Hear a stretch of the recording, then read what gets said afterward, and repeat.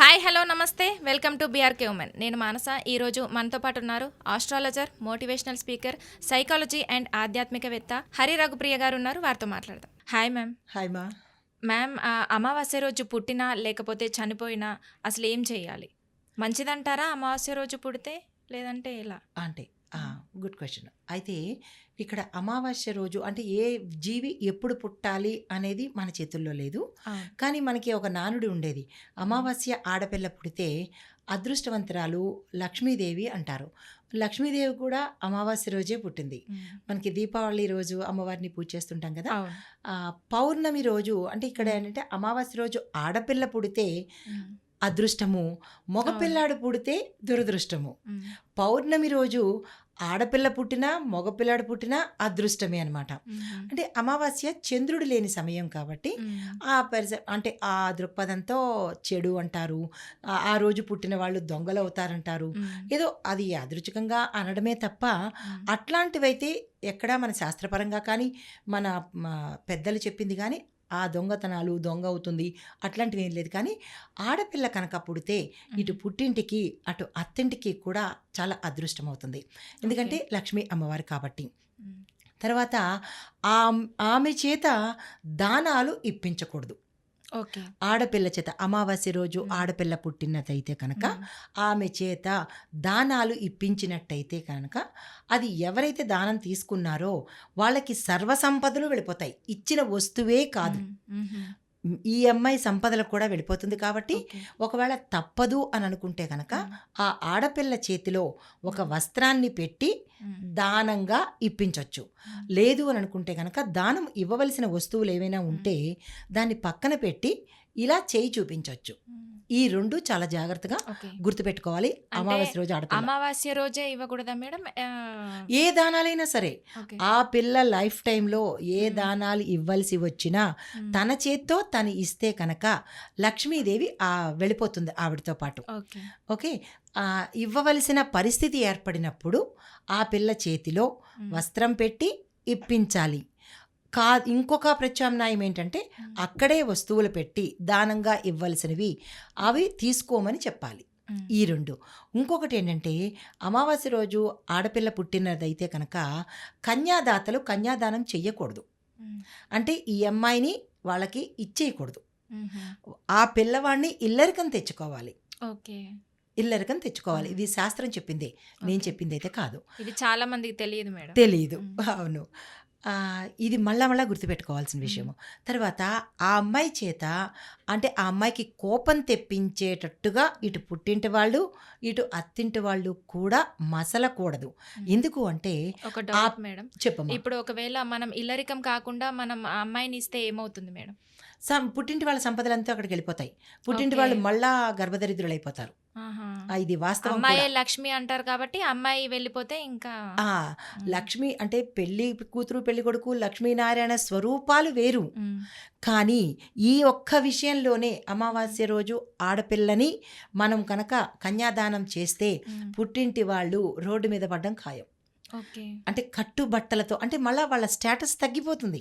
మళ్ళీ జీరో నుంచి వాళ్ళు మొదలు పెట్టుకుంటూ రావాల్సిందే. ఇది శాస్త్రవచనము. అయితే ఇంకొకటి ఏంటంటే ఈ పిల్లని కోపం తెప్పించే మాటలు అంటే కనుక ఆమె కోపంలో కానీ బాధలో కానీ ఏదన్నా అంటే అయిపోతుంది. ఆ విషయంలో వీటి పుట్టింటి వాళ్ళు అత్తింటి వాళ్ళు చాలా జాగ్రత్తగా ఉండాలి. ఓకే, ఇది తప్పదు అంటే శాస్త్రవచనము. దీంతోపాటు ఇంకొకటి ఏంటంటే ఆ పిల్ల గుణగణాలు ఏంటంటే కనుక గంభీరమైన వ్యక్తిత్వం కలిగి ఉంటుంది. చేజాచే గుణం ఉండదు, సెల్ఫ్ రెస్పెక్ట్ ఉంటుంది. దీంతోపాటు ఆమె అంతర్ముఖంగా ఎక్కువగా ఉంటుంది. అంటే లైక్ ఇంట్రావర్ట్ అనమాట. తన కష్టం కానీ తన బాధ కానీ సంతోషం కానీ ఏది ఓపెన్ అవ్వదు ఆడపిల్ల అయితే కనుక. అయితే చాలా శక్తివంతమైన పవర్ఫుల్ ఆత్మబలం ఉంటుంది ఆ పిల్లకి. దీంతో పాటు ఇంకోటి ఏంటంటే మానసికంగా షీఈ్ వెరీ స్ట్రాంగ్. తర్వాత ఆధ్యాత్మిక పరంగా, తర్వాత దైవిక పరంగా ఈ పిల్ల అంటే ఆ రోజు పుట్టిన అమ్మాయి చాలా స్ట్రాంగ్గా స్టబర్న్గా ఉంటుంది. నిర్ణయాలు తొందరగా తీసుకోదు, తీసుకున్నదంటే దానికి కట్టుబడి ఉంటుంది. దీంతో పాటుగా ఏంటంటే తల్లిదండ్రుల మీద ఎప్పటికీ మమకారం ఉంటుంది. మిగతా ఆడపిల్లలకి ఉంటుంది, కానీ ఎక్కువగా పర్సంటేజు ఈ ఆడపిల్లకి, ఎందుకంటే చంద్రుడు మాతృస్థానము, ఎక్కువగా ఆడపిల్లకి ఆ అభిమానం ఉంటుందన్నమాట.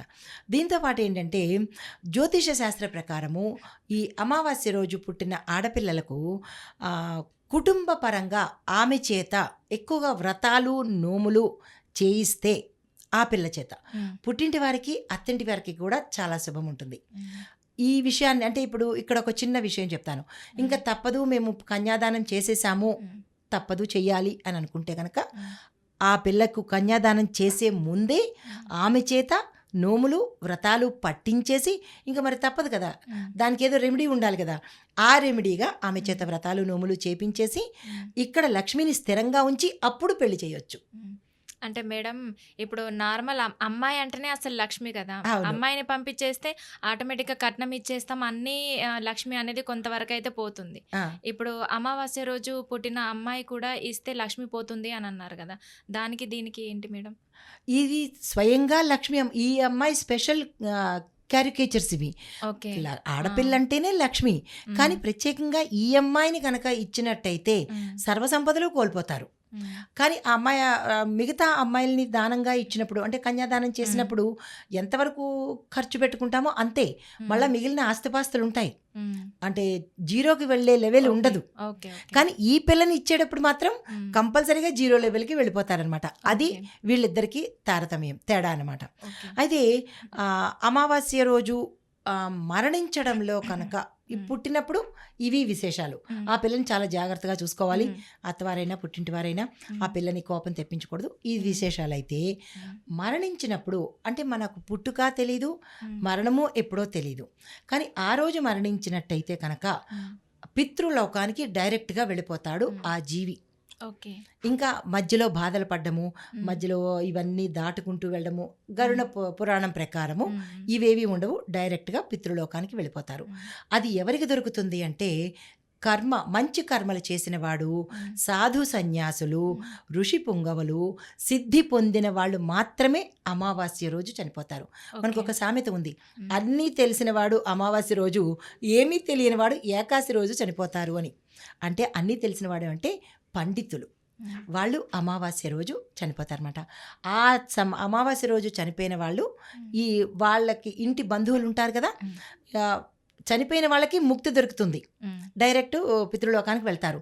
మరి వాళ్ళ కుటుంబీకులు ఏం చేయాలి అంటే కనుక 13 రోజుల ప్రకారంగా ఏవైతే కార్యక్రమాలు చేస్తారో అవి చేస్తూ, మనకి ఎవ్రీ సంవత్సరం తద్దినాలు పెట్టుకుంటారు, అవి చేస్తూ గుర్తుపెట్టుకోవాల్సిన పాయింట్ ఏంటంటే ఆ చనిపోయిన వాళ్ళ పేరు మీద ప్రతి అమావాస్య పితృతర్పణాలు వదలాలి. లేదు అంటే కనుక ఆ దోషము ఈ వ్యక్తిగత జాతకం మీద పితృదోషాలుగా వెళుతుంది ఆ కుటుంబీకులకి. ఎప్పుడైతే పితృదోషాలుగా ఆ కుటుంబం అంతా అనుభవిస్తున్నారో, పితృదోషాలు అంటే వివాహం కాకపోవడము, ఆర్థిక ఇబ్బందులు, సంతానం కలగకపోవడము, సంతానం కలిగినప్పటికీ అర్ధాయుషుగా చనిపోవడము, ఈ దోషాలన్నీ ఆ సమయంలో జరుగుతాయన్నమాట. అయితే వీటినన్నిటినీ మనం ఎలాగా తప్పించుకోవాలి అంటే, సమస్య ఉన్నప్పుడు సమాధానం కూడా ఉంటుంది కదా.